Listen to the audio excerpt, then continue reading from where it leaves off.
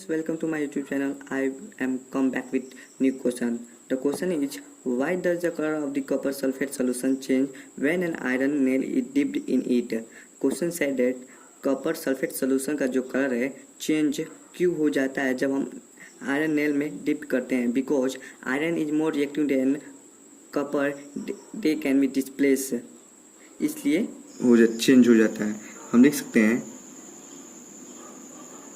Fe react with CuSO4. ये blue colour का होता है हमारा कलर डिफॉर्म. इसके साथ इसके बाद ये डिस्प्लेस हो जाता है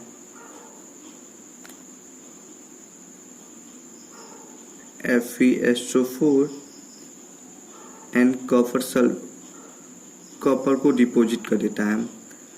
Fe डिस्प्लेस होता है SO4 के साथ एंड Cu को डिपॉजिट कर देता है. इसको हम लिख सकते हैं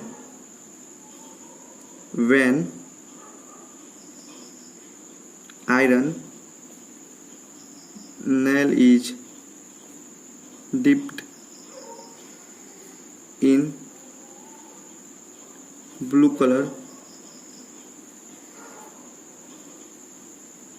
copper sulphate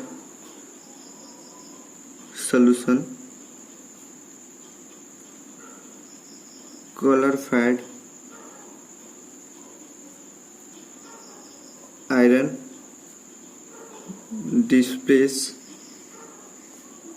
Cu to give solution of